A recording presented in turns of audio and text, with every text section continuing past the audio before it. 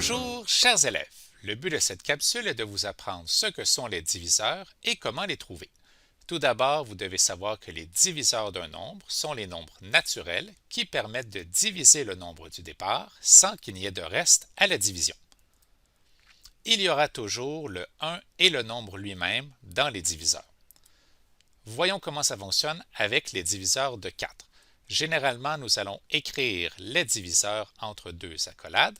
Il y aura toujours le 1 et le nombre lui-même, dans cet exemple le 4.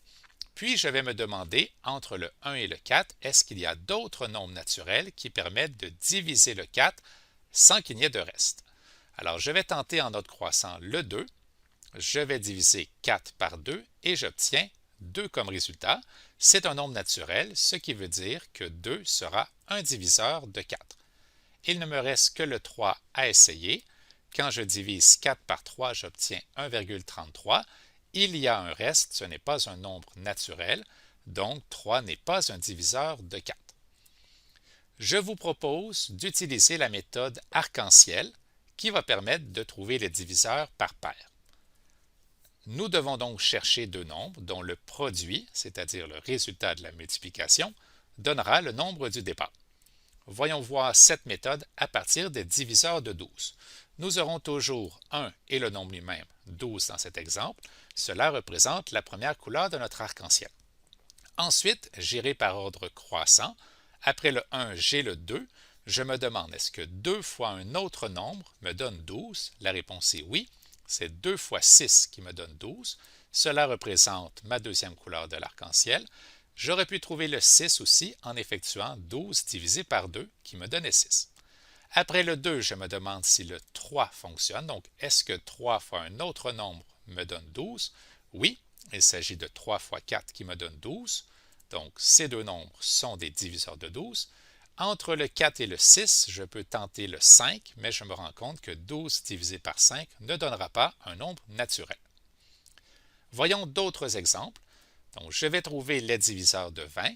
J'aurai toujours 1 et le nombre lui-même 20, la première couleur de mon arc-en-ciel.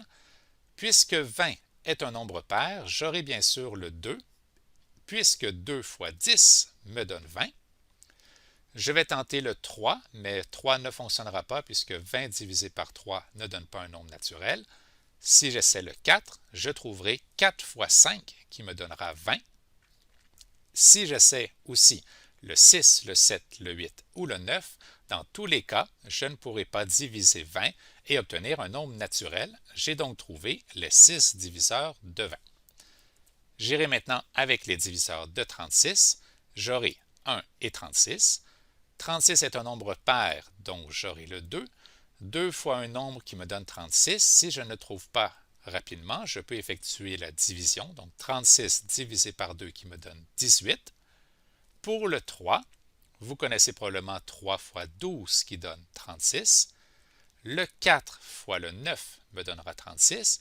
Et je pourrai trouver aussi le 6 qui sera 6 fois 6 qui me donne 36.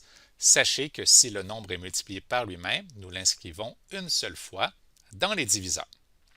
Le 7 et le 8 ne fonctionneront pas, tout comme le 5, qui donneront une division avec un reste.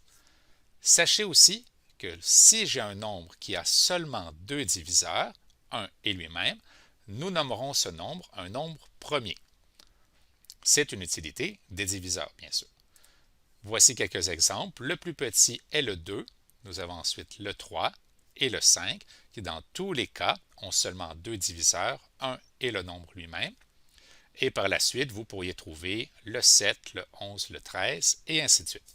Et voilà, vous savez maintenant ce que sont les diviseurs et comment les trouver.